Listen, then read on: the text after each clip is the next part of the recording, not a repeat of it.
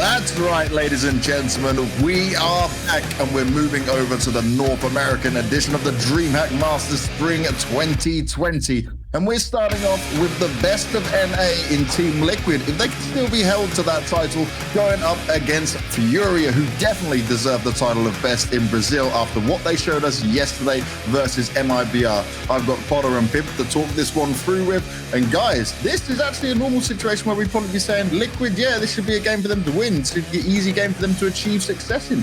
But Furia, they potentially looking like the better team here.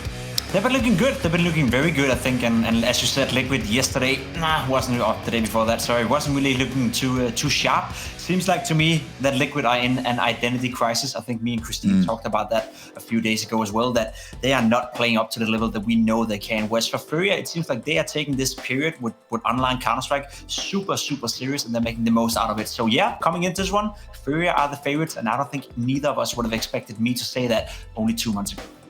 Yeah, definitely so. And I have to agree about that identity crisis aspect that you mentioned, Jacob. And it's really, I mean, you can see the proof in the pudding when you're interviewing these players. Twist, when we spoke to him yesterday after his disappointing series and performance, he mentioned, I said, it seemed like the synergy between Stewie and Naf was not on point, and he divulged, it's not good with me either. It seems like when I play with Naf, we had to change up the strategies before we went live. We had to change up some positions to make me feel more comfortable. So there's definitely some issues going on the Liquid side of things as far as their approach goes, because as far as the shots go, they're hitting their shots. They're hitting headshots. They're getting aces. They're getting the same normal flick plays that we love to see out of these Liquid individuals. So they've got to figure out how they want to approach the game as a team. Now, looking at the group we have here, right, the likes of Chaos getting their opening win here. We see them kind of sitting pretty with the 3 points. Yes, it was a crazy game they had to play against Liquid, but it's quite a thing now where you can look at it and think, hey, Chaos, you've got a great chance of making it towards the playoffs.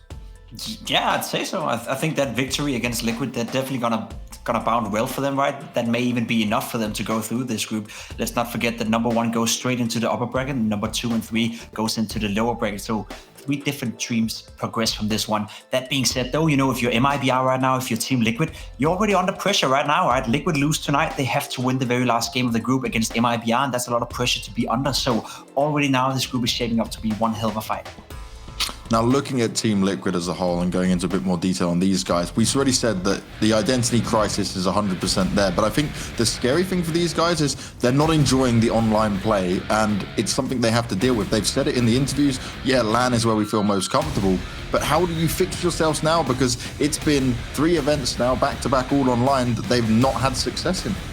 Exactly. And look, bottom line is the end of 2019, they obviously had a very packed schedule. They didn't have a lot of time to go home and grind out those small details to get better. But now, I mean, they've had plenty of time at home, and even more so in the future looking ahead. So now it's crunch time. It's time to get down to the nitty-gritty and go over those details and figure out exactly what the problems are and fix them, because these teams and players, James, I keep saying it, they're just getting better and better, and people are impressing us. Different people are impressing us each day. So time is of the essence here. You want to hear what I think, James? You want to hear what I think? Go for it. I played in Liquid, right? And I know I'm known for saying that sentence quite a lot. You know, all the HLTV guys out there, you're welcome. Now listen up. When I was in Liquid, we constantly changed our in-game leader. Nitro was calling, then Elise tried to call, then Hiku was the caller, then back to Nitro. The same thing is happening again right now with Liquid. Stewie 2K is the one calling the shots right now for Liquid. It's no longer Nitro. That's a big problem. That's an identity crisis right there. If you don't have a dedicated in-game leader to your team, I'm sorry to tell you, but you're not going to be a consistent top team in the world. And we want Liquid to be a consistent top team in the world. I remember how annoying it was to constantly change the in-game leader. 1 week you're trying to practice with one, sort of setup. You're trying to implement a new playstyle, and then the next week it's going to be Hiko, who has a different way of calling, a different way of playing Counter-Strike. If they're going back into that bad routine, Liquid is going to be in big trouble. So you better decide whether it's going to be Stewie 2K or Nitro who's going to call for the future, and then you better stick to it. Don't swap back and forth. It's not going to help you. I'm sat here stunned, Pim, because that makes perfect sense as to why we saw the issue of the synergy that you guys mentioned on Inferno, and then we saw things where Twist in the interview was saying, we changed things up just before the game, even though we did something different in practice. But I think we should hear from the Liquid camp in a little bit more detail to see what's exactly going on here.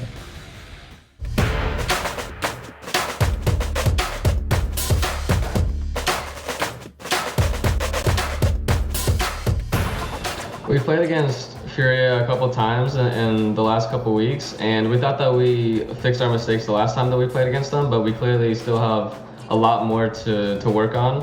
We have a really good idea of like how they play. We just have to still iron out exactly how we want to be reacting to what they do, because before we knew what they do, we had like a game plan against that, but we needed more ironed out if we want to be able to beat them.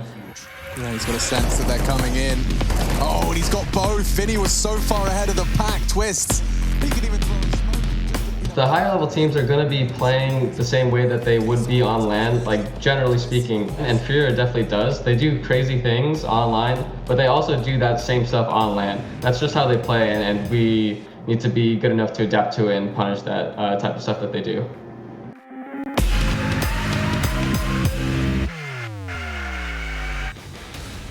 Now, we've seen many teams struggle to deal with the madness, the chaos that Furia deliver in the server. And I think Elise is onto it there, right? For Furia, they play exactly the same, whether it's LAN or online in this sense. And for them, they just have confidence in the spades of it, which is something that Liquid seem to be lacking. Yeah, definitely so. And I know in the beginning of 2019, when we first were watching Furia, figuring out, man, these guys are actually contending to take away MIBR's Best in Brazil title here. And at that point, we were like, what is Art doing? What is his playstyle? How does this team really capitalize on this sort of aggression? But now you can see clearly that these players on Furia, they've absolutely embraced the crazy, chaotic moments that Art provides for this squad and the spacing that he provides. And I mean, the individuals on the Furia lineup, they've just absolutely been stepping up. Vinny yesterday with his USPS, it was like a laser beam in that server. Yuri seems to always consistently show up and put up big numbers on the scoreboard. So certainly I'm expecting exactly that today as well. And that's the thing about Furia. When you look at this team as a whole, they actually have more in terms of like superstars that can just pop off at any time. And you don't see them relying on just one player. Before, at the beginning, we were always talking about Vato, but I just keep seeing so many moments from everyone on the team now. Yeah, there's so many great players within the Furia camp. It's a no-brainer why MIBR at a certain point trying to poach not only one player, but a few of the players to get into their camp and try to help MIBR get good again. Furia is a very exciting team, right? And if you even want an extra, let's say an extra caveat to look at for this game, Liquid right now in the free fall, they're changing in-game meters back and forth. EG not playing some solid Counter-Strike either. Furia could potentially claim this spot as the #1 North American team if they continue the path they're on right now. If they beat Liquid today, if they go far in this tournament and Liquid don't step it up, if EG don't step it up, if Gen G, maybe slows down a little bit, there's a case to be made that Furia could be the #1 team from North America as of right now. And that to me is very exciting. Oh, it really is exciting as well. And when you're looking at Furia as a whole, I feel like the main thing that they've got this going for them very well is they've kept that family atmosphere going. We see Gary in the background, their coach, and he's loud and proud. You hear him at all the events the whole way through, but he gives them that little extra boost the whole way through. But I can only imagine how different it is for him on the online side of things. But let's see what the Furia camp had to say, because I'm sure they're wanting to prove a point in this game.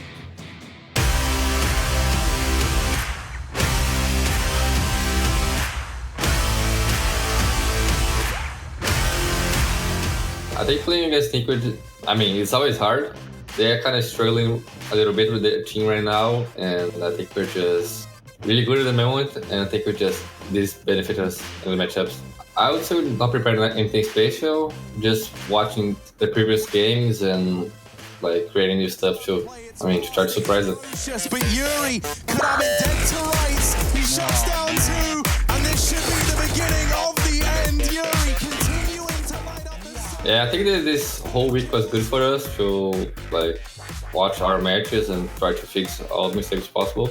I think we're just gonna deliver even more than our 100%, and it's for sure that that's gonna be a close match. Grand final looking to be solidified, and there it is, 16-12. They get it done. Now, the crazy thing for me here for Furia is when you're looking at the games they've had recently against Liquid, they've won the past 3 best-of-3s against them, and it just gets better each time. That's you wouldn't believe it.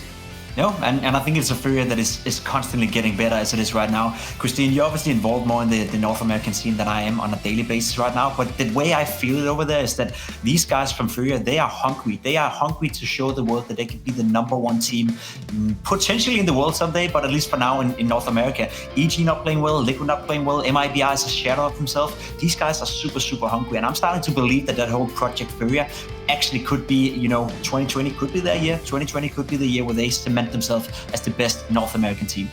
Oh, absolutely. But Furia, these group of guys, they're no stranger to being in exactly this position. They were in this position in the summer of 2019, just beginning out. Yeah. They started teetering. They started flirting with the top 10, being a top 10 team in the world. And they actually made it all the way to being the top 5 team in the world. Obviously, they lost that ranking very, very fast after receiving it. But I mean, they've been here before. They know how to capitalize on opportunities. They know exactly what they're capable of. And I expect them to do a little bit better this time around in 2020. Well, you're talking about opportunities there, Potter. What opportunities do we see in this veto for Liquid to maybe even have a chance? Because we see I'm so positive about Furia. Yeah, I mean, you said it, James. This is going to be the third BO3 that Furia has won. If it goes the way I think it will, which Furia will probably pick Vertigo here once again. This will be the third time that they're going to be on this Vertigo. I don't think that bodes quite as well for Furia as one might think. I think Liquid are getting more and more used to this chaotic playstyle. They're understanding exactly how to tackle the Furia side of things. So maybe Furia don't pick Vertigo, but I think it's going to come out in this series again. I think what you're right. What do you reckon, Pim? Yeah, I think you're right. I think it's for Liquid. It's tough to. It's tough to push Furia into a position where you feel like they've lost the veto, right? Because if you're Liquid and you look at the current map pool, what are you going to pick? Like, what can you pick from Liquid to be a punish pick against Furia? I don't see it happening, right? We're not going to see a Train. We're not going to see a Dust 2. But apart from that, I feel all the maps are open. Furia leaning towards Vertigo. I agree with that. But furthermore, right? Liquid don't really have a punish pick for Furia, and I think that's a big problem. Well, here we go. We see it popping up. And yeah, there we have it once again. It's going to be Vertigo coming out from Furia, the nuke pick from Liquid, and we end up as a Mirage to side it. If we get to Mirage, though, that could be kind of interesting because, okay, we saw Liquid have a comfort with that, but it didn't look so good when it came up against the likes of Chaos. No, and it's very interesting that they picked Nuke. The last 2 times they played it, they lost to North American teams. They lost 16-7 against Envy. They lost 16-9 against Bad News Bears, or whatever they're called, right? It's not even with all the respect to those guys, not a top team, not a team that Liquid should struggle against, right? So they must have seen some weakness in the Furia camp on this map. And yes, Furia is not a strong Nuke team either, at least not right now. But if that's the best you can pick against Furia, then Liquid, you're in big trouble. Well, looking at the performances here for Team Liquid now, you look at it, right? The past 3 months, it has not been pretty for them, and it starts to show in all of this. Yeah, definitely so. And even just seeing Team Liquid vetoing out the overpass, I mean, this is definitely another map that I said yesterday, Nitro, he feels very comfortable on this map, and it's the only remaining map that he actually primary AWPs on. So you can definitely see just this huge shift in Team Liquid's approach to the game and exactly their mentality towards each other, towards their map pool. Once again, it's so strange to think, but Team Liquid's map pool, it's suffering. Yeah, and that's something we didn't think we'd be saying, especially you look even towards the end of last year where things started to slow down a bit for them. They were still a contender, and now we're in this position where we're saying, okay, Liquid, what can you do with your map pool here?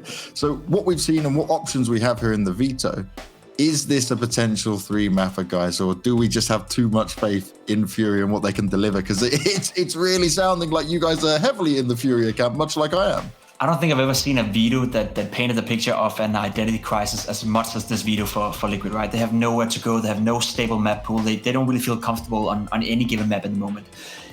Liquid has obviously a chance to win because Liquid are supposed to be the better team. They are the more experienced players. They have arguably more skill, I'd say. But right now, they're not a better team. They're not working together. They're not working in synergy. They're inside some sort of identity crisis. I would be very surprised if Furia is not going to win this one.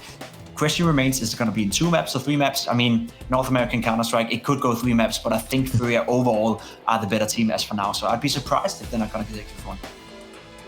Potter, what about you? It sounds like Pim's going for Furia. I know I'm definitely going to be on the Furia side with this, especially after what we saw yesterday. Where do you think it's going? Yeah, I'm also going to go with Furia here. And I have to agree with you, James. I do think 3 maps is absolutely possible. Of course, it's Team Liquid that we're talking about. And as I mentioned before, they're hitting their shots. I mean, Nafio is popping off in all of the series prior to. It's just like what Jacob said, that synergy between each other, that teamwork, it's lacking. Yeah. So if they don't bring that, then Furia, they headshot just as much as Liquid do. So on the teamwork aspect, Furia will win out in the end.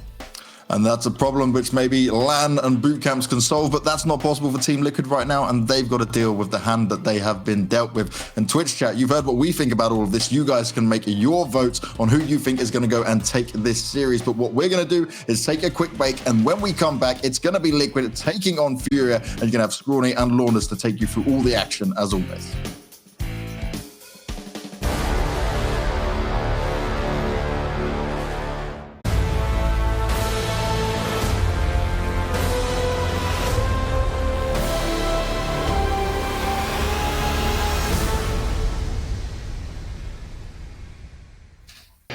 The game is just about to start. Furia taking on Team Liquid here, and it's an all-important one for both sides. Furia to prove a point, and Liquid to show if they can muster a win and can show us what we expect from the great team from NA. And Pimp and Potter, I want to take a look at these Twitch results and see what they're doing and see if they're agreeing with us, because again, it just seems so wild to me that we've been sat here so positive about Furia the whole time. They've always been capable, but when they got up against Liquid, I just couldn't see it. But look, Twitch chat, they still believe in Liquid.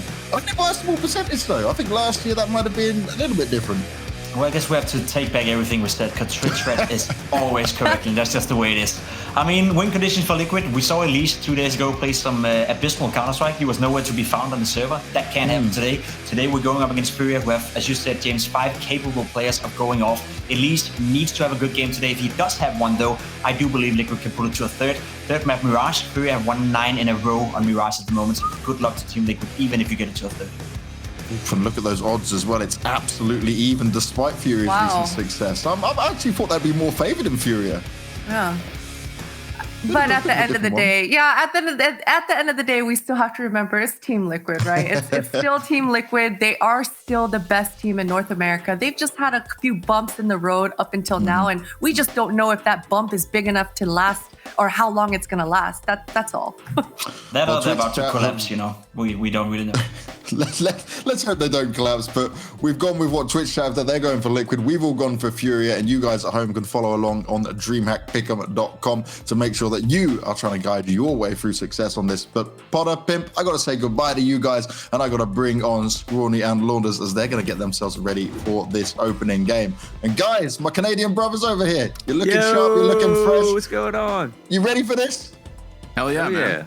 Hell yeah! It's going to be really exciting to see, if Liquid can handle Furia. They've been the team to rise throughout North America during this online segment, so it's exciting. This is going to be a really exciting BO3. And do you need to rub some luck off to the other Canadians in the server as well? I think because you did it for Chaos last time around. Yeah, that's true. We had Theo and John G. Yeah, those are our guys, and now we've got Twist and Nafly, and you know what, Nafly, he's been nuts, so I'm excited. I think he'll play well. And you know what, it's like Alish said in the interview, they often play to the level of their teammates, and they have respect for Furia, which are 2 things I think that are good ingredients for Liquid to play well. And what do you think's going on in the Liquid camp from your eyes? Because obviously I've just been hearing from Pimp and Potter and what they think's going on, but it's like that whole in-game leader change and crisis going on there. That's just wild. You wouldn't expect that for a team like them. Well, you were with us at, there's an event that we were at all recently where we were able to hear their comms, and we knew that Stewie was already doing a lot of the calling in the first place. Now there might be a title on it, but he was already the player. And even when I played with him, he was the guy that, even not as the IGL, had great ideas every round. And him and Alish have been taking on the brunt of the calling. Nitro's actually quite a quiet player, honestly. Yeah. And so I don't think anything's changed recently that would allude to like their playstyle changing. I think he's just been volunteering the call for so long now that they're giving him the title, but he has been doing it. We know that. Yeah, I think it's a combination of that. And then you also have to remember that Team Liquid are a team of high achievers. Like individually, these are personalities that want to achieve the most. They want to win every single match. And for that reason as well, I think you can only kind of stumble for so long before those vocal voices start to become louder and louder. And maybe this is the period that we've hit. You know, maybe Nitro just kind of felt the pressure from his players, and now they get to take a bit more control. And maybe that'll be the success in the end. Maybe that's what leads to their rebound. But time will tell. You know, this is still kind of new. So I suppose we have to stop looking at Team Liquid as what was the best team in the world for X amount of time and start looking at them as what is now a transition period. Yeah, and it's a big transition period for them to go to, not both in the fact that obviously what we're dealing with going into online, then preferring their LAN events like they've been very vocal about, but also that trying to figure yourself out in this kind of situation where you may be used to boot camping stuff is very different. I can only imagine it takes quite a toll on the guys. Yeah, no, sometimes I think for teams that are playing online, they don't want to have to try as hard. And I think that, you know, admitting that you play to the level of your teammates, I think is also supposing that you're kind of lazy in a sense, right? You have the ability to play at any level, whatever your teammates, whatever your opponents are going to be at. But for some reason, when you play against a bad team, you play badly. It's like the tools are there in the toolbox, but are you pulling them out? And so if that's the decision, that might be a mentality thing they need to work on. But they've got to forget the fact that LAN doesn't exist right now because everybody's online. Oh, yeah, yes, this is CS, right? I'm curious actually to know what Liquid's setup is in terms of playing these tournaments, because I mean throughout this production we've gotten the Chaos cam, we've seen North in the European segment all on camera too. I'm curious whether Team Liquid are all together in this moment or if they are one of those teams who are all separate in their homes. That could also play a factor, I'd imagine. Yeah, and I think they are all separate as well. I believe you're completely correct with that. But it's time for us to get into the game, guys. So I'm going to let you do your thing because it's Vertigo opening up here. Thanks, James.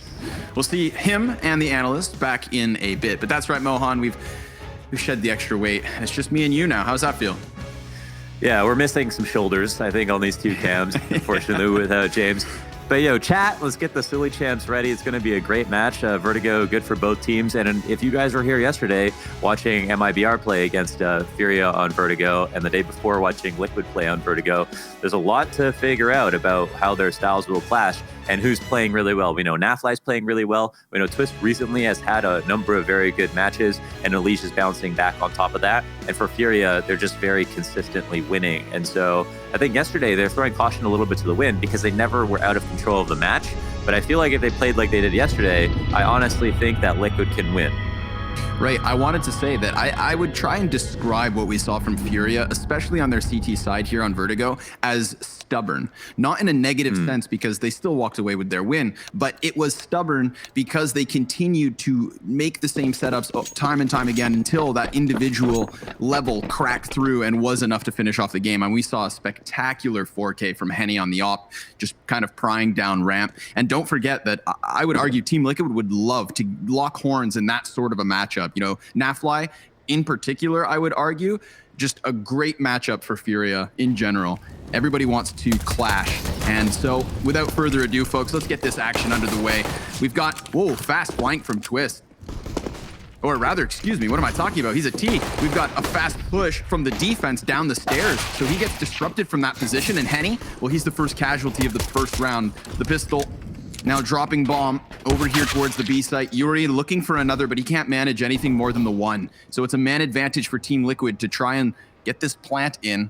They were able to clear those players down at the base of B stairs and through CT spawn. So the split ends up working and it leaves Art 1v3. He's tapped, and that's Liquid with a pistol. It's a really nice pistol round. I think Twist is down there to try to, first of all, see if anybody's playing there. And then they have 2 tags on 2 B players, which means that's most of the players that are going to be on the site. So if he can get a kill, great. If he stays alive, they're locked in, and they have to watch now the back plus defend on the site. Furia do a good job of adapting, almost bringing that round close. But it's a great B split overall from Liquid as the mid guys go through their protocols and safely get into the heaven area, which is the most important part. You know, taking out Henny first. But I like that B split quite a lot because it puts a lot of pressure on the players that are pushing up, which a lot of players are doing right now. No blatant A aggression in that pistol either. Again, for anybody who didn't have the chance to tune in our Brazilian bashing yesterday.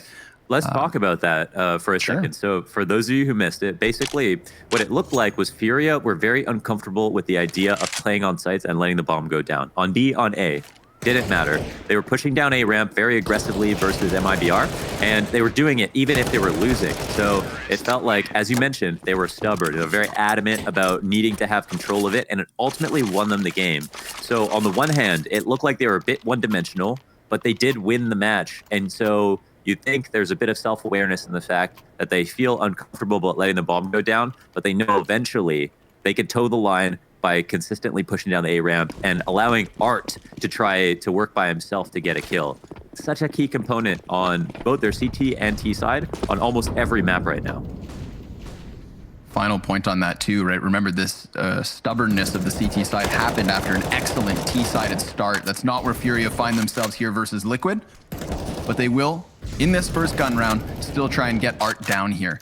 Smoke grenades in front of him, but he hears the rattling of machine guns just around the corner. That's 3 members of Team Liquid posturing down here towards Fork. Yuri playing around with the idea of the peak. It's a grenade in the hand of his first potential victim, Stewie, dropped to a quarter of his health, but Elige killing Yuri forces Art to walk away without a trade.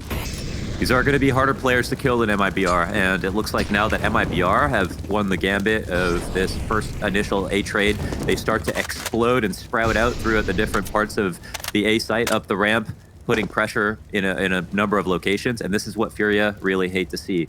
Now they've got to play passively, split their attention between a couple of angles, and allow Liquid to throw these nades now over the wall. Playing close crane. Art's gonna see some people start crossing, does manage the one in the back. Henny pops up from behind box, loses his head. That's 2 quick responses coming out of Liquid. And that positioning you saw on ramp, you saw the ability that it offered Team Liquid in terms of piecing together their execute. That is exactly what Furia were trying so hard to avoid in their most previous matches. So Team Liquid find that footing, they get exactly what Furia did not want to lose, and look what it transitions them into. They execute onto the site. CT's completely blanketed in smoke. They try to pop up from the hidey holes, but nobody gets more than 1 kill. And with low health on 2 remaining members, Team Liquid survive with 4. I don't think either team are sleeping on their opponents right now, but with the level of individual skill here, Furia can't do what they did to MIBR to Liquid again, especially if Liquid feel confident. They just have more talent on the team. It's really just going to be about Liquid. Are they going to deliver? Are they going to survive some of these fights with 10 HP, but win 4 out of 5? Or are they going to drop the opening duel more consistently and allow Furia to get confident again, because Furia have already won 2 best-of-3s in a row versus them? This is these establishing rounds that'll tell us how confident #1 Team Liquid is and how consistent Furia are compared to their last matchups. So here, I think we're just going to have a pause. We got to get someone back on the server, I think. Henny did the impossible and died during freeze time. How's he manage that? He can do it all. He really can do it all. You know, I was out of the loop. Anything is possible. We have Mr. AZesque actually manning the ticker here in front of us, bringing the fun facts to the broadcast. So we know exactly right in my face. who to praise and blame. What did it say? Well, I would have had to have read it myself, but you know. Shoot, maybe we could pop that back up. I actually just didn't realize that there was a stat. So far they've been pretty great. Please. We have sponsor obligations first, Mohan. Yeah. Oh, can we get a candle for Lekro? Oh man. Interesting change. Interesting change bringing in Hampus. Yeah. Here we have it. Liquid Kryptonite. And you know what? Yuri was amazing yesterday too versus MIBR. He was like impossible to kill with your first player. He was like Magus Boy or something. It's crazy how quickly he was killing the first guy, almost always getting 2. At least we now know where our eyes have to fall if Furia are going to dismantle Liquid quickly. But what was your question? If you're going to play one match versus any team in the world, who's the #1 team you just wouldn't want to play? If you were just going to play one match versus any team in the world? A part of me wants to say Furia, just because we know they have that classic aggression. And, I think, I don't know. I mean, well, no, Astralis. You imagine trying to hold a bomb site versus an Astralis execute? Like, just imagine all the variations they have on like B site Inferno. I wouldn't know what to do. Plus, you don't even know what players you're against at this point. Yeah, that's true. But it's at least less shameful, though, to lose to Astralis. Could pick someone who maybe is worse but would still stomp you. That'd feel bad. Yeah, that's true. Yeah, okay, fair point. But back into the action. Thank you for bearing with us as we got Henny back in action. Obviously just looking to take one on the chin, Furia. They've got a couple of M4s, so actually I'll retract that sentiment. They have successfully won these sorts of rounds in their previous opening series. Yuri picks up the M4 of his fallen comrade. Poor Vinny, the first man to hit the dirt, but ooh, nice patience here from Liquid. They wait for the peek, they expect it, and they follow suit onto the pistol player too. Alish, close duel versus that P250, but once Naf starts tapping heads like that, it seems all too easy. The second M4 never gets a chance to find itself within the mix. Bomb inevitably going to be planted on the A site, but Team Liquid not risking anything here. Really going through the motions nice and safely. Yeah, Ali's got the hoe out. He's farming now. He's looking solid. And again, they don't really have to do much. I'd say it's much harder for the CTs to find a way to get the kill on the A ramp, right? The Ts, they go there because that's supposed to be their territory. And they sit and wait and take a bunch of A map duels. I feel like it's kind of fun for the Ts. But, you know, if Furia do win those duels, then it's a much scarier round. Just feels like you wouldn't expect the CTs to be able to consistently win, but that's clearly the course of action they want to take the most. I wonder what the strategy is going to be moving forward. I think that there is a lot of respect across the board for these two teams between each other, which is awesome. First of all, Liquid, have lost them twice recently. Secondly, they played recently, and thirdly, Furia have been in good form versus everybody. So I think I think they also probably play a high percentage of their scrims against each other, because Alish told me once that it's the Brazilian guys that are constantly scrimming, like all day long. And I imagine Furia are one of those teams that just want a game all the time. And they're probably going to be one of the better teams that Liquid can practice against right now, in a world where practice in NA is probably pretty trash at the moment. I'm also curious when we look back to the Liquid versus Chaos game, which obviously turned a bunch of heads, understandably. That's a huge upset, and I don't want to discredit Chaos in any way, shape, or form. That was a huge win, especially to reverse sweep the series. But we saw a similar situation with Chaos, where they went into the very first day of the Flashpoint League and created an upset to start it all off. And that was the most successful series they had from that point onward. So I just wonder if, it's like initial prep and initial element of surprise that kind of plays into it. A lot of people may have argued that the result of their first BO3 and Masters is a reason to write off Liquid, like never have they slumped this low, etc. But we don't know what Chaos is up to, and we don't know how much Team Liquid are fired up after that sort of a loss. You can only imagine this one means something a bit more, but that's all theory. What I know for certain is we've got a lot of guns ahead of us. Yeah. Everybody's bought up. We've got the walkout middle. And we still obviously can't ignore the other part of the map. It's going to be Team Liquid who ultimately decide what side gets more play. And it looks like, they're paying attention to A, but not necessarily giving it everything. And Art will take this as a clue to just go and push right away. It's such a big amount of information. Eases up on the rotates to the CTs to go over towards B. And Liquid seem to have convinced themselves that they have spent enough time paying attention to A. And this is why Art is so important. He's done great timing on this flank. Walks right into Naf, gets that initial kill, and he has to go no further than that. I mean, Furia, they have all the information. Nicely done. Solid hold here from Furia. Just gunning him down on the staircase. Stewie will get a couple of frags once his teammates all fall. So this is the 1v5. Half health, knowing that Art has struck from behind already. He does need to keep some eyes behind, but 30 seconds left over. The time really becomes his biggest issue. And again, Furia expecting this.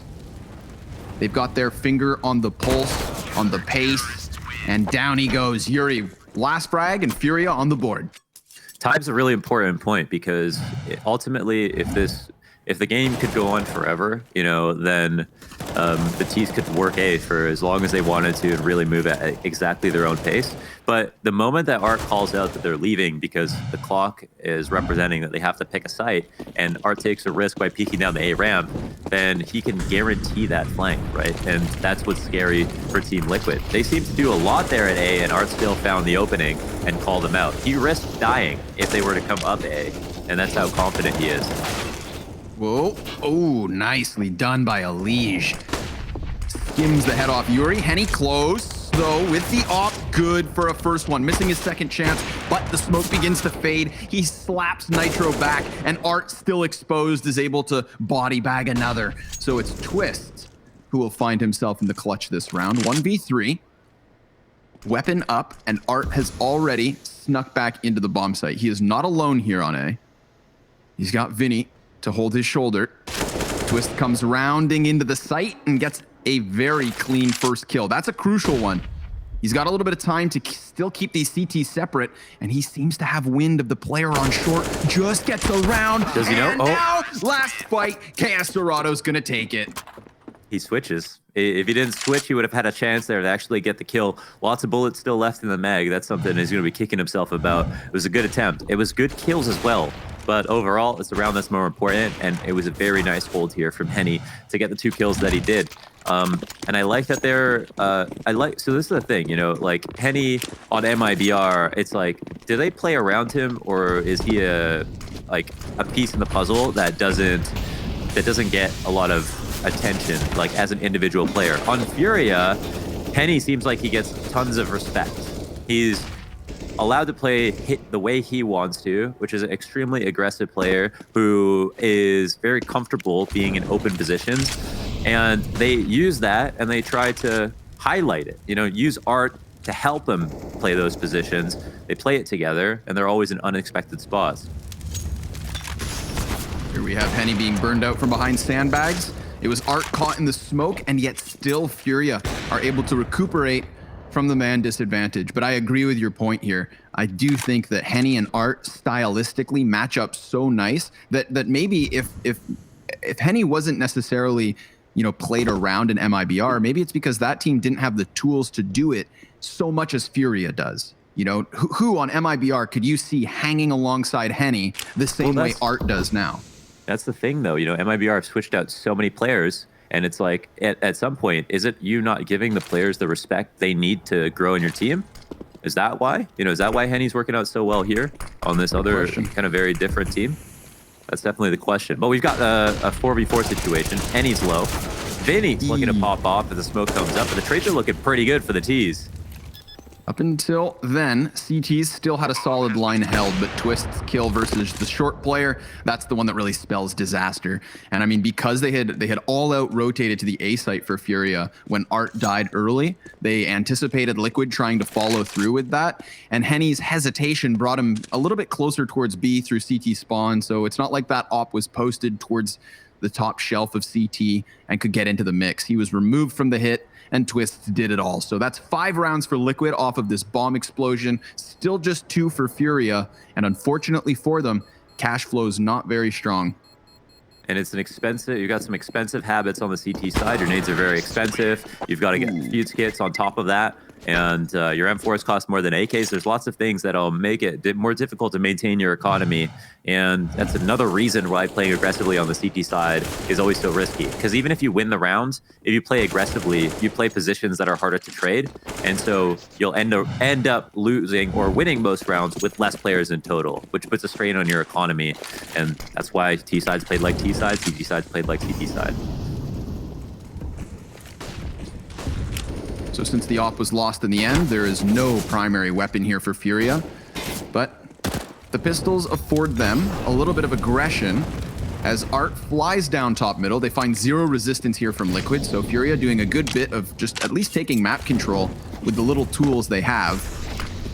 In contrast to the A aggression, they head elsewhere. So no surprise to find Liquid here already starting to walk their way up ramp and not really hiding the fact that they have this portion of control already. Nope. They're throwing out their utility. They're softening up Chaos Dorado, but there's a lot of bodies here on short, so Elige is going to have to be careful. Sure, they're all better equipped than what's ahead of them. It's no surprise to see the frags just flush across the kill feed. It's a clean sweep from Liquid as they get that 6-2 advantage. Yeah, and it looks like their economy is denigrated to the point that they could potentially opt if Chaos Dorado wants to drop one, but there would be a lack of nades. We got half armor opt for Henny. He's actually doing okay. Doesn't have his nade kit, but we saw some of the positions he was playing. He won't even be able to throw nades for the most part, so it's not terrible. sometimes you don't even want to buy your nades depending on what spots you're playing, because you know you're not going to be able to pull them out. You don't want to waste $1,000 on them. Nice. Good angle being held there by Henny. It's tough, man. It's really tough to play those aggressive spots nowadays in the top mid for the CT side because you lost that toolbox. Not only do you not have the biggest piece of cover that would tend to be used, but you also lose that route of escape through window. I mean, think about how many operas used to just stand inside of the window. They could peek to the right to see down B stairs. They could go to the left and hold mid. Tough spot to be in, just like that of Yuri this round. He comes around the yellow tarps, gets the first kill, which is great, but he's spammed down by the 3 remaining members of Liquid. There is still 2 for Furia, one of which is Henny on the op. That's going to enable Art to peek wide off the AUG. A headshot and a little bit of tag damage versus Nap. He's denied anything further. It's Furia to half the score here, 6-3. Would love to see if Liquid want to do anything more with mid or B, but that establishing kill from Henny to get an op shot down mid, dry, no nades whatsoever, is able to fall back without a trade. I don't think he even takes any nade damage there.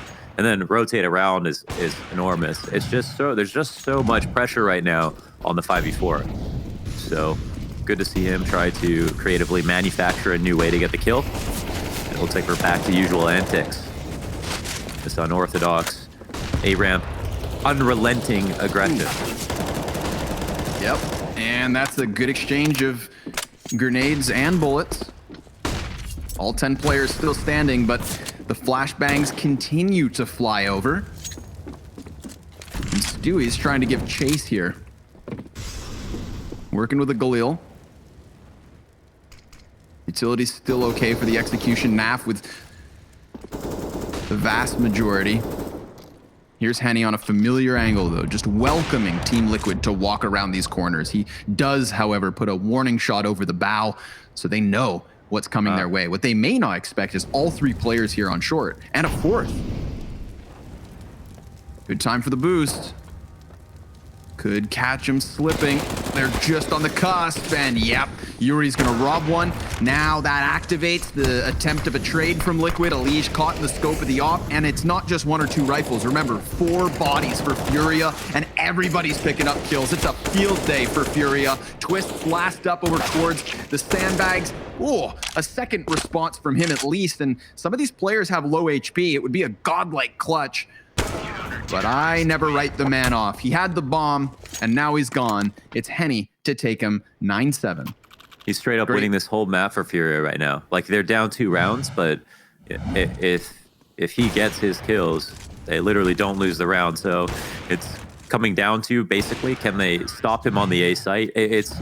And we look at how Elige just died there, literally dry peeking Henny. And Henny already, I think his finger might have got heavy and he shot a bit too early because he could have got peeked at any time. But he stood in that same position and still got a dry peek kill, which means that Liquid are offering themselves up a bit too easily. And I think maybe they're trying to sift through the offense and see if they can find a rifle kill before moving in. Because once again, the 5v4 stat line seems to be daunting for both teams. This new cheeky B boost put a player behind the wooden wall without ever exposing him. Like a game of whack-a-mole, Elige is just gonna quickly slip up, and he's shut down. Serato has a prime position for it. You can see in comparison, Vinny, he would have never been able to spot that. So it takes somebody to be a couple steps forward, like in this instance. Stewie makes the jump from the stairs, tries his damnedest with the P250. But last 2 members still back here. I mean, Furia, they were going to regain vision and control it all. No casualties versus the defense. This is great for them. In fact, that's an anti-eco ace for Serato. Well done. Easy hold. Throwing the eco towards B can make sense simply because, A-Ramp's already a nightmare to try to walk up with the off of Henny and Art just being everywhere and nonstop aggression, and B giving you a bit of freedom down the stairs if you walk there and don't see anybody and realizing they're playing on the site. But Furia realized that they were quite low as well, and so picked those spots. Now we find out, can Furia actually tie this up? There is this mounting issue of Henny that looms over Liquid's head when they think about going towards A, on top of the fact that Art is calling them out when they go B, and then Caserado seems to be in full effect over on B as well. And man, Vinny's amazing at this map on top of all of that, and they barely have had to fight him. So see, again, I feel like Furia, they're down a round, but they look very good for the amount of rounds they have. Got a good game on our hands. I'm all for it. Whoa, Stewie, he didn't realize somebody's already in the ladder room. He was preoccupied throwing his grenade, so Art peeks out and Naf is smashed. Never saw that coming. He's gonna be a little salty about that one. And I'd understand why. Yuri, however, tries to walk around the smoke on his own, and that may present a door for Team Liquid to get a little bit closer to the A site. Oh, and the boost gets red. Yeah, that's a dangerous game. We know that Furia have alternate versions of the boost, and Vinny, look at him go, just flies out past the flames. Sure enough, Art's still isolated over here on short, and with his utility usage, they're gonna know it, but with a grenade like that, goddamn, it's worth it. Bomb plant from Stu, denied. Caserado gets eyes through smoke and stops it, but Twist doubles back and takes his teammate. So Caserado's gonna have to do everything now, and he's inside the smoke, lurking. He makes a step as he falls off the jump. Twists on the railing, gives cover to the plant, and Team Liquid extend with another round. That's 7-5. I'm not a huge fan of Furia consistently throwing bodies at the problem before the round, like the bomb's even gone down, even when they have like a pretty good situation with Art getting that opening kill. But at the same time, it's their brand. You know, Vinny flying out wide, Yuri taking the peek off the corner of the smoke. I mean, Yuri was the free kill that Liquid found off that lurk smoke. So that was the big one that brought them back into the round. But then everybody else is like, U8 planted this bomb on my watch and just started flying out like Banelings to try to stop them. And ultimately exploded a bit too far away. Couldn't get enough damage to get a kill. And Liquid won. I can't help but feel like this whole Vertigo meta on A is it just feels a little bit random. And I really wonder why teams want to play it so much for this reason. I mean, maybe it's the T side. They feel like they have a slight advantage on. If they can pull those out, then they'll be fine. But there's not a lot of credence right now towards A or towards B, even though Liquid tried it on the pistol and an eco or two. It almost feels like the randomness from A site has always existed. You know, remember when we used to just get tons of wallbang fights and then like post-plant smoke spam? Well, it's almost like the randomness has just shifted further down the ramp. Now that same fight unfolds, but not at the end of the round in the post plant at the top, rather at the beginning of the round at the bottom. It's bizarre, but it's an element of Vertigo, and it's an element of this matchup, and we are pretty much close as can be here. Team Liquid, sure, they do establish the 5v4 early, which is great for them. Nafly gets that pick at the cost of 80 health, and they're already starting to group themselves outside of A. Keep an eye on Furia's. Again, they've got bodies towards short. Gonna be tough to get a boost off with all the bullets flying through, but a third person arrives and Art gets just one kill before falling. Now Yuri activates out from the corner again, one and done, trade after trade, and the dink so close. Alish surviving on a single point of health, and Naf would have been all that's left. Again, 20 HP for him. So an incredibly close one once more for Liquid. I'd love to take hit tab and see the bomb plants, see how many bomb plants that we've had this game. Because here's another round that gets won by elimination, and that's kind of nice for Furia. You know, not allowing Liquid to get bomb plants, but in general they've been kind of throwing caution to the wind with a lot of players consistently and taking L's in that regard. But Liquid have now established a great T side. They put Furia on an eco. Nice little spray transfer there from Stewie 2K. 2 bomb plants is what I see on the scoreboard. Or at least 2 bomb explosions, and no rounds for Furia have been by way of defuse. Yeah. They just don't, it's just not even in their sky. I mean, I don't even know why they buy kits. What's the point? Save the money. Keep the all in action. Next round. Yeah. But this is it. This is the last round of their CT side. We're gonna have a swapping. They'll keep dropping down ramp. Art gonna get real close, and we haven't seen him successfully this close before. He's got the back of Alish, and he's gonna call his teammates to just leave him here. Alish starts to chase, and because he turns around, nature of the beast. Art has to start firing. Nitro flicks up and somehow keeps himself alive. Stewie with a single kill and a double, denying Henny anything further, keeping this round 2 versus 2, and enabling this bomb perhaps to be planted on A because the rotate still a little delayed. Stewie's up and over, gets the first one, and now it's all on KS Dorado to try and clutch again. He's got the creep and crawl, rounding corners on short, understands that Liquid are trying to fumble back into their post plant, which they have. Smoking to frag. Remember, he does not have a kit. Now finding the bomb, planting at an extended point on ramp. That tap, he sees the flash and just stares at it. Not going to pan out for him, but an excellent first half here from Team Liquid. They'll take those double digits before they start their CT side. Ladies and gents, we'll see you after the break for the second half of the first map.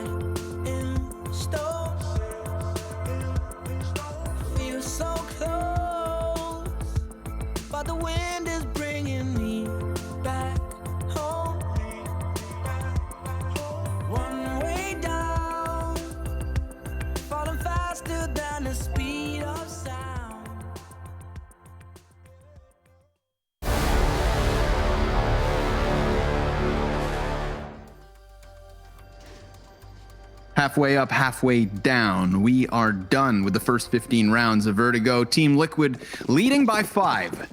Double digits on the T side of Vertigo. That's an excellent place to be for them. And if it wasn't versus Furia, who we know can conquer this very same half of this very same map, Mohan, I would say Team Liquid are safe. But never count your chickens before they hatch if those chickens are labeled Furia. Especially if they're labeled Furia, then you don't want to do that, that's for sure. Stewie is watching a big wide angle all by himself. Oh, the smoke comes out a little late. He doesn't hear all the footsteps. They made so much progress so quickly. Didn't bother taking their time. That was the opposite of inconspicuous. Ran all the way to heaven as quickly as they could, and now are in the sight. But it pays off.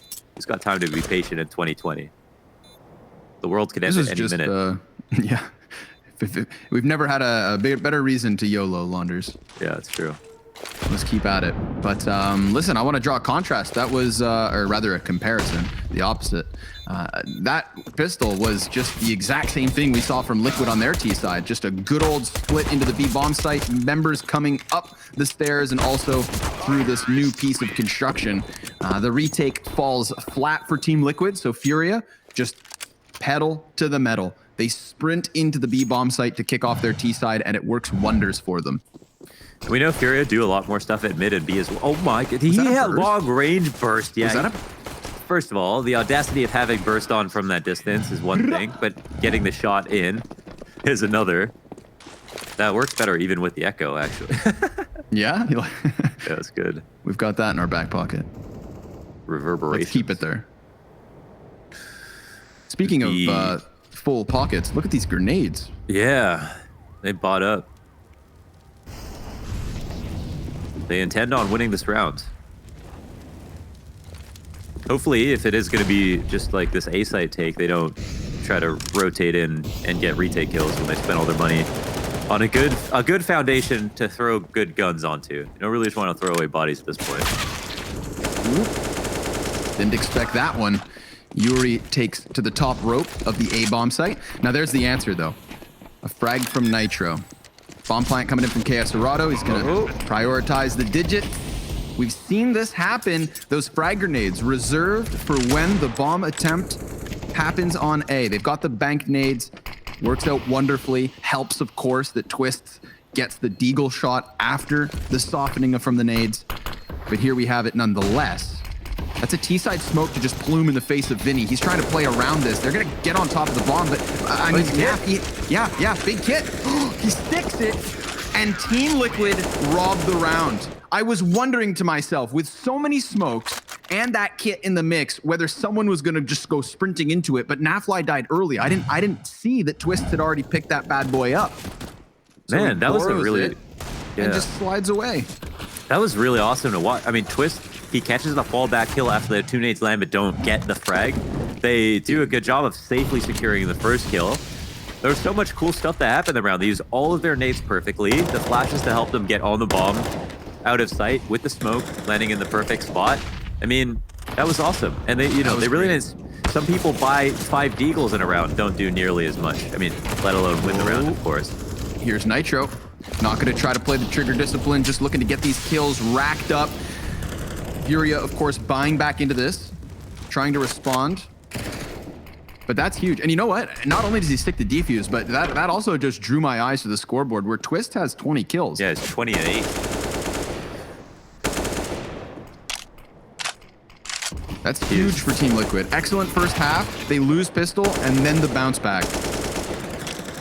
And they are fighting fire with fire here, pushing down the A ramp, waiting for everybody to jump up for more fights. I mean, Nitro, keep him coming. He's open for business.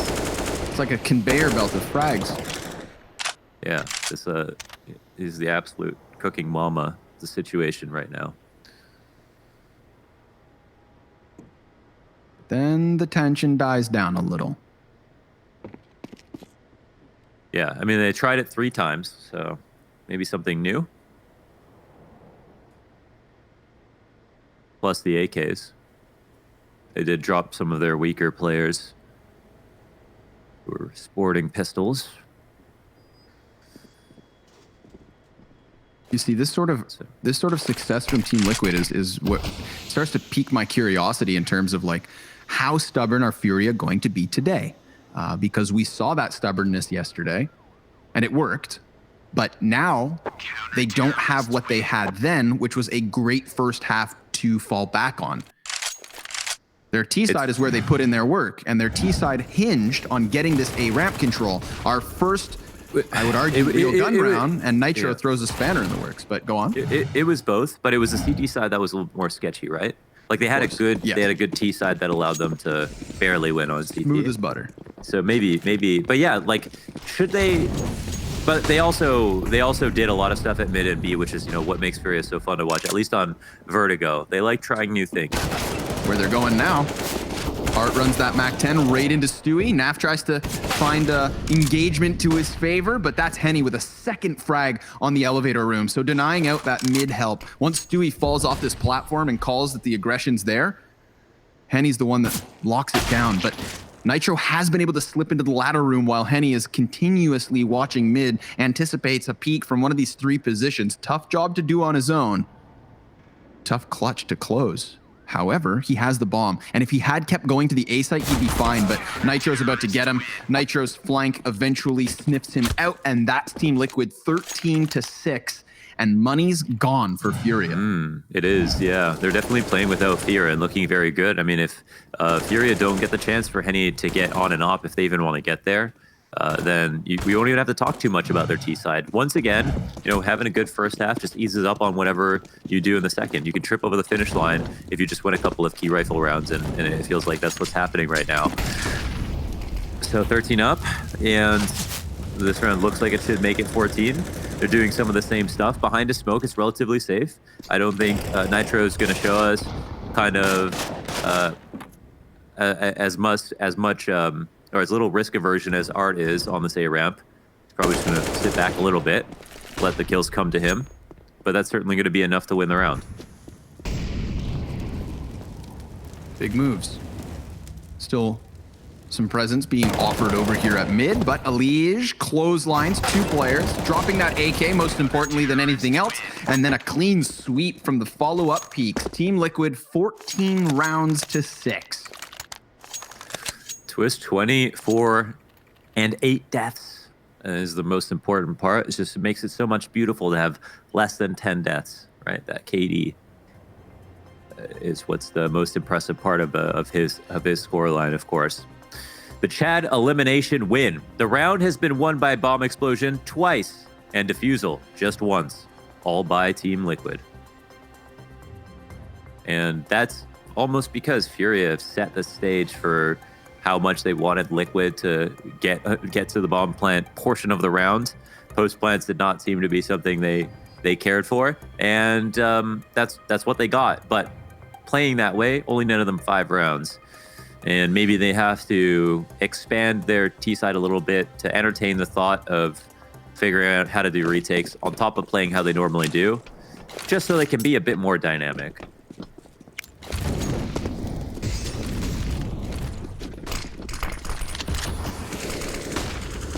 Art, though. Here he comes yet again. Ooh.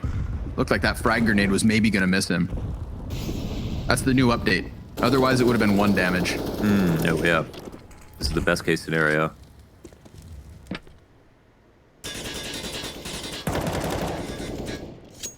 What do you make of this? Liquid giving up short pretty early. Welcoming them in. It was the key for them to win their force buy. Yeah, that's a good point. They feel a bit more comfortable on their retakes. Like, we see these nades being prompt already. HE used to bounce off of the steel beams. One nade goes a little bit wide. Lots of damage done to Vinny. Not terrible. I think would have loved to get a kill, though.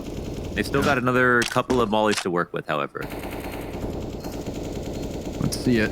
Already starting to peek over top box. Elige finds one through smoke. It's going to be Art up close with Yuri. Good crossfire, but Elige a second one through that smoke. Yuri's position, however, this is still cheeky, real sneaky. Fires off, but he's so committed. He's stuck, and now it's on his teammate to trade, which he will. Vinny gets it over the line, but just barely. I mean, what a stark contrast. We saw Team Liquid give up that site, forfeit, and offer to play the retake. That is something Furia would never give to their opponents on A. And it's probably because Furia just look at those post plans, they have figured it out, and they know how to be very comfortable. A lot of that comes down to your, 250 damage or so in that round. Yeah. Big part of it, maintaining the crossfire. And then Vinny coming off of the instant trade too was quite nice. They always come to the heat of their teammates instantly. Yuri getting taken out so quickly, coming through the smoke. And in being dynamic, Liquid also have the ability to catch Furia off guard a bit more often, right? Sometimes they push A ramp, sometimes they don't. It makes it harder to play against. So I don't think it's the end of the world for Liquid to lose one post plant retake. It came super close, and there's a lot of situations where they'll actually get a kill with some of that utility they used.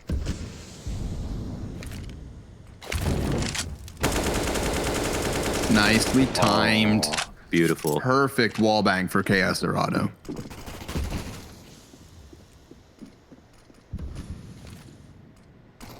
Elige still tucked in short. He's got Nitro to help him out, but Nitro on such little health has to really play cautiously. Especially with the fire up, but it seems like Elige was caught off by the timing there. Didn't expect Furia to be so aggressive off the molly. Nitro had lost his vision earlier. They boost over.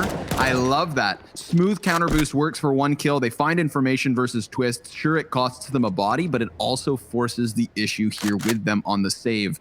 So Case Dorado, good footwork over there on the A site. Kicks it all off with a wallbang frag. Yeah, if you got the wall bang that bangs back, sometimes you can spam through it, sometimes you get spammed. Comes down to timing a little bit. There, they did it after throwing a Molotov, which maybe is something they've done in the past. They know Liquid like to start up their boost from that point once they see that Furia are starting to aggress up the ramp. And so from there, could have been completely lucky timer from Quesarado, could have been a read based on situations he's seen before. But either way, it was dead on the mark, and it was all in the right timing. Specifically, when a player's on the other one's head, it's not even easy to move while you're getting spammed. So, well done there. I'm really curious to see whether they throw that counter boost on what was the CT boost, because remember, that's where Elige in the previous round gets his kills in their retake attempt. He's spamming bodies through the smoke. He's using the elevation to his advantage, and Furious, they screw this, throw a player up themselves, catch those T's by surprise. Variation on the boost. We saw this exact boost from Furia yesterday, so they could be aware of it, but Liquid will hold it for the time being. And you see Twist checking all angles because they know Furia is not afraid to lurk. Very aggressively too. Art not having the game of his life could potentially be a contributing factor to such a lopsided scoreline. They drop the boost. They go back. Molotov lands behind them. That pushes them out of a really important piece of map control. Not a lot of nades to hold, so how passive will they get? Gotta dodge those wall bangs, and so far so good. But they are consistent. Oh. The boost back up, perfect timing, but Art's coming up close on short. He's inside of the smoke already. He's gonna find these two players stacked all too easy. Nitro's able to trade one off that CZ, but nothing further for the hold. No, sir. Stewie, single off, far too valuable to just throw away. So this is Furia gaining their 9th round on the board. It's really a great job of just option coverage there. They pulled off that boost before, but there was no targets to hit. And then the moment they try it, it's when there is a target to hit, but Art is specifically pushing out at that same timing to cover his team. So nicely done from him. Takes him into double digits and just shows us you can have impact even when you don't have many kills. It's like almost a third layer to that boost. I'd argue, right? We have it at first with nobody on the other side. Then there was that time period where Furia are just spamming walls so that Liquid can't go for any sort of boost. And then the moment that they can finally, comfortably get up there, as you said, Art so prepared to just smack them down. And he did that, flipped them off, and pushes, of course, Team Liquid into the pause. Yeah, some things we see, some things we don't, is that, everything could be encouraging the other team to do something. A spam, a wall bang, and Yuri and Quesarado combined have nearly 45 kills on the map in the last 4 against Liquid, but only have 28 so far today. Only in air quotes because they are trying their butts off, I guess. But yeah, the meta of the rounds in these matches where teams have played against each other so much, a certain timing on a wall bang could try to influence a response like a boost or a nade to come out, draw out a bit of utility. And it's the small advantages that eventually pile up and allow teams to win rounds more consistently. But some of the stuff we don't get to see because it's more about the psychology of these two teams playing against each other. The underlying matchup meta. Yeah. It's as convoluted as it sounds. Matchup meta. Is that what it should be called? Is there an official term? I don't know. But here's Twist. Flashed into the peak excellently, and he does get that second. I mean, man, he was struggling for that second kill, but I love his commitment for it. Now they're going to start sprinting into this B site. Stewie's got a little bit of cover. He gets himself one as well. Man advantage up for Liquid. Quesarado's trying to move forward as Henny holds the flank, and he gets himself a single kill. So the man advantage has slipped back the other way. And Quesarado has to clutch. He's caught jumping, though. Accuracy offset, and Team Liquid take 15. It's crazy. Both those kills mean a completely different round. If Henny gets his frag, gets a bomb plant on B, if that kill goes the way of Quesarado towards mid, but Henny loses his frag, then they can potentially still win the 1v1. They end up losing the 2 50-50s off of good positioning, I guess, from Liquid. The aim was just a slightly better, and that takes them over into match point.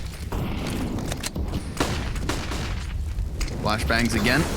A little chaos being created here on ramp, but it is just one player posturing for Furia. The rest of the squad heads towards B. Awesome angle here from Twist.